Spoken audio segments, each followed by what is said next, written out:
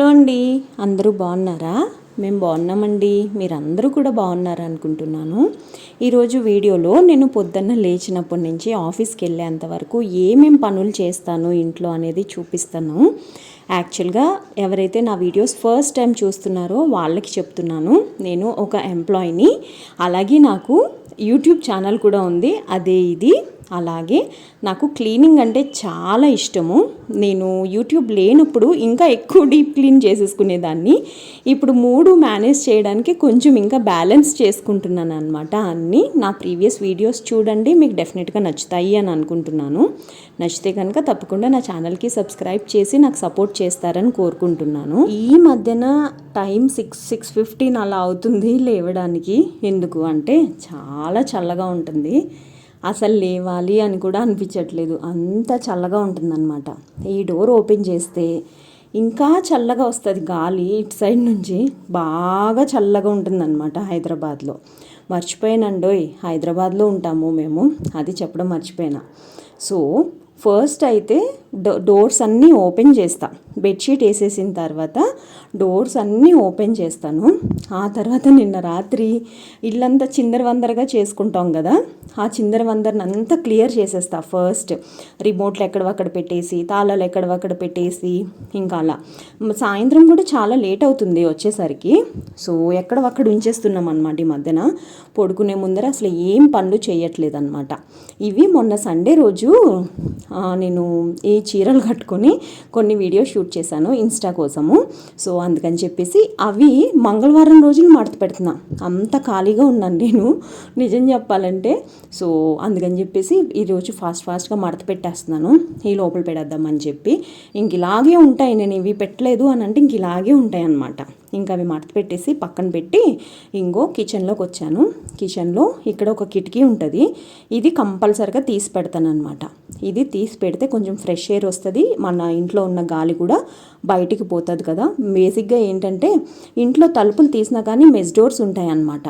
ఆ మెస్ డోర్స్లో నుంచి గాలి వెళ్తూ పోతూ వస్తూ ఉంటుంది కదా, కానీ నాకు అంత గాలి రాదు అని అనిపిస్తుంది, మెస్ డోర్స్ అడ్డం ఉంటాయి కాబట్టి. కానీ తప్పదు, మెస్ డోర్లు ఉండాలి. దోమలు అయితే చాలా ఎక్కువ ఉంటాయి మా ఇంటికాడ. సో అందుకని చెప్పేసి ఆఫ్టర్ ఈ ఇంట్లోకి వచ్చిన 2 years తర్వాత మెస్ డోర్స్ పెట్టించుకున్నాం. అన్ని దోమలు ఉండేవి. కరోనా అప్పటి నుంచి కొంచెం దోమలు తగ్గినాయి అనమాట. అప్పుడు జనాలు ఎవ్వరు చాలామంది ఊర్లు వెళ్ళిపోవడాలు, కచరా ఎక్కువ లేకపోవడాలు, ఇలాంటివన్నీ ఉన్నాయి కదా. అప్పుడు కొంచెం దోమలు తగ్గినాయి, పొల్యూషన్ తగ్గింది, కొంచెం ఫ్రెష్గా ఉండగలిగారు ఇక్కడ జనాలు, నిజం చెప్పాలంటే. సో వంటగదిలోకి వచ్చానని చెప్పాను కదా, కొన్ని అక్కడ కూడా ఏమన్నా ఇవి ఉంటే అవన్నీ తీసి సర్దేశాను, చిందరవందరగా ఉంటే. ఇప్పుడైతే నిన్న ఆంటీ కడిగిచ్చిన గిన్నెలు సర్దుతున్నాను అనమాట. ఆంటీ ఎవరు అని అనుకుంటున్నారా? ఆంటీ అంటే మా మెయిడ్ అండి. అమ్మ అమ్మ అంటాను, అరుస్తాను కూడా. మీ అందరికీ ఆంటీ అని చెప్తున్నా తనని. సో గిన్నెలన్నీ సర్దుతున్నా.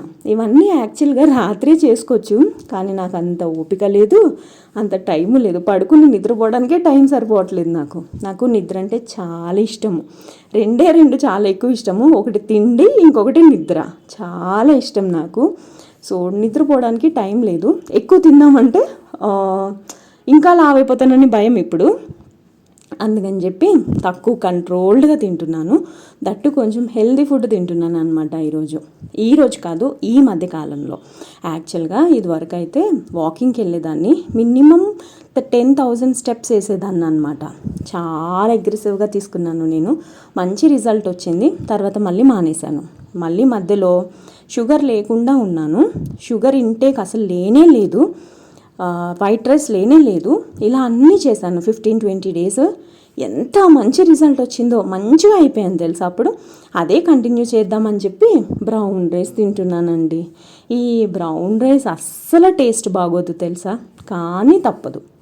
ఈ బ్రౌన్ రైస్లో 1:2 రేషియోలో వేస్తే కూడా బియ్యము అసలు ఎంత లావు వస్తుందో అన్నం అయితే. ఇంకా తప్పదు, ఇంకా అది తినాలి అంతే. నాకు థైరాయిడ్ ఉంది. ఈ రోజుకి కరెక్ట్గా 4th day.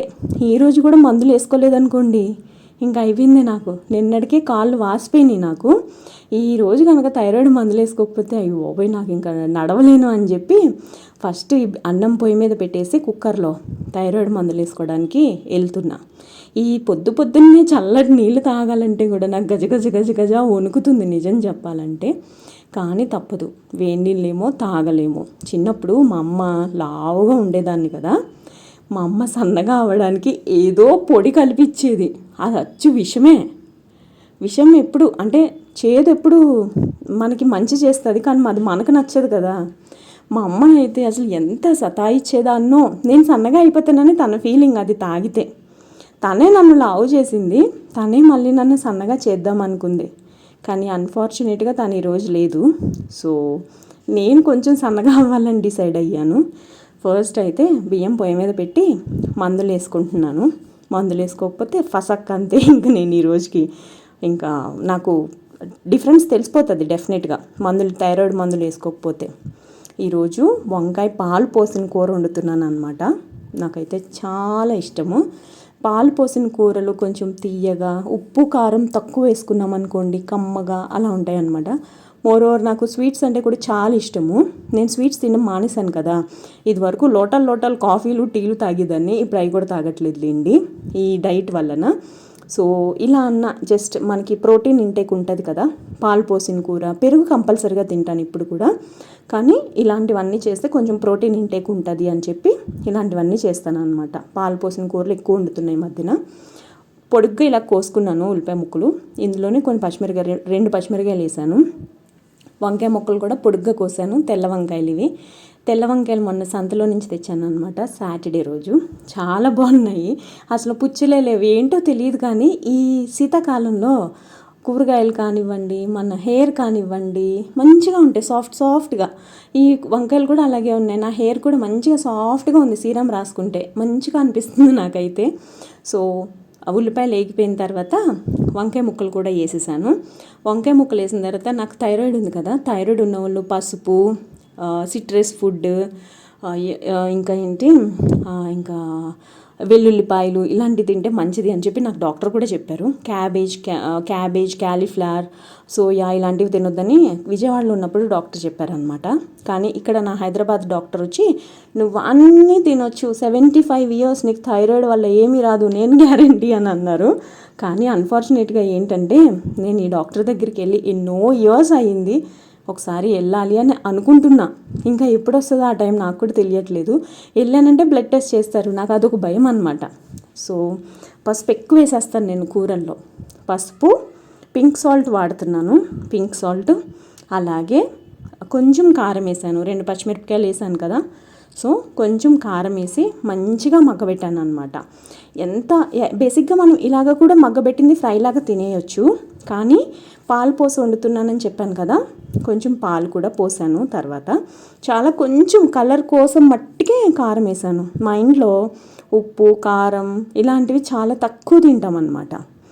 స్వీట్స్ ఎక్కువ తింటాము, ఎస్పెషల్లీ పప్పుచారు అంటే మాకు చాలా ఇష్టము. నాన్ వెజ్ చాలా తక్కువ తింటాము. ఇలాంటి కండిషన్స్ కాదు, we're habituated like that. So ఇలాంటివన్నీ ఉంటాయన్నమాట మా ఇంట్లో. వైట్ రైస్ లేదు, బ్రౌన్ రైస్తో అడ్జస్ట్ అయిపోదాం, కంపల్సరీగా తినాల్సిందే. అది అలా అయిపోయిందనమాట లైఫ్. ఇప్పుడు కొంచెం మగ్గిన తర్వాత ఏం చేశానంటే ఒక 1/2 గ్లాస్ వాటర్ పోసాను. ఫస్ట్ వాటర్ పోసి కొంచెం ఉడకబెట్టాను అనమాట ఈ వంకాయ ముక్కల్ని. ఇది కొంచెం ఉడకబెట్టిన తర్వాత మళ్ళీ మూత పెట్టి కొంచెం సేపు మగ్గనిచ్చాను. ఆ మగ్గనిచ్చిన తర్వాత పాలు పోసాను అనమాట. ఈ కూర అయితే చాలా అంటే చాలా బాగుంటుందండి. వంకాయలు, ఆనపకాయలు, బీరకాయలు ఇలా పాలు పోసుకొని వండుకుంటారు. పొట్లకాయ, ఇంకా తోటకూర, పెరుగు పచ్చడి చేస్తారు, చాలా బాగుంటాయి తెలుసా. మా అమ్మమ్మ భలే ఉండేది. మా చిన్నప్పుడు మా అమ్మ మా ఇంట్లో వంట చాలా తక్కువ చేసేదన్నమాట.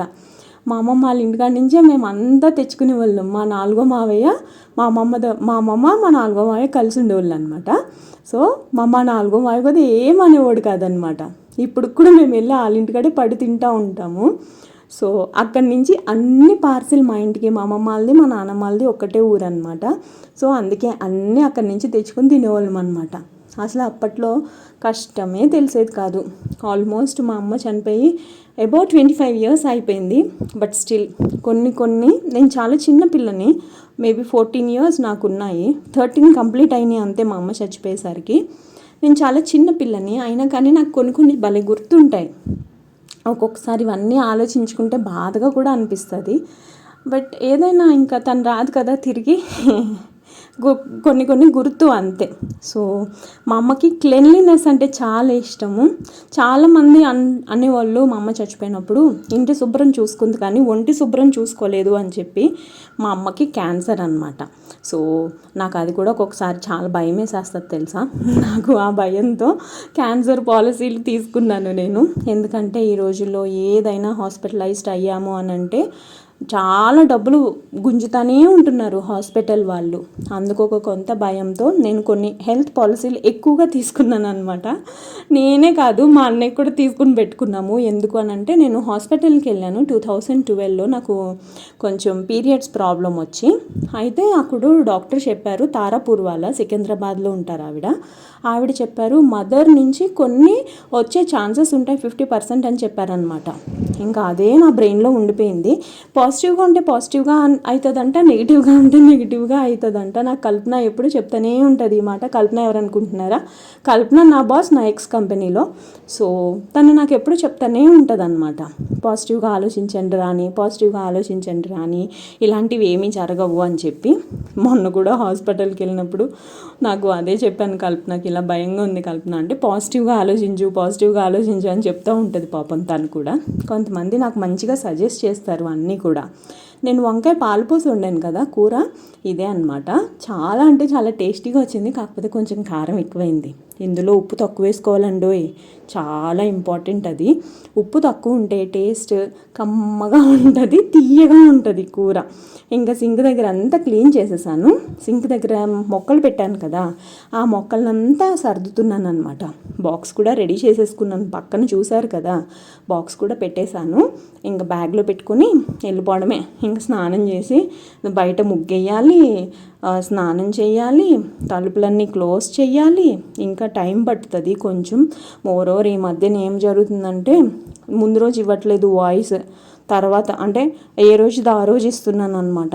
అస్సలు టైం సరిపోవట్లేదు, చాలా టైం వేస్ట్ అవుతుంది అని అనిపిస్తుంది. కానీ నాకు సాయంత్రం అప్పుడు నిద్ర వస్తుంది, పొద్దున్నప్పుడు మేలుకు రావట్లేదు. ఇది నా ప్రాబ్లం అనమాట.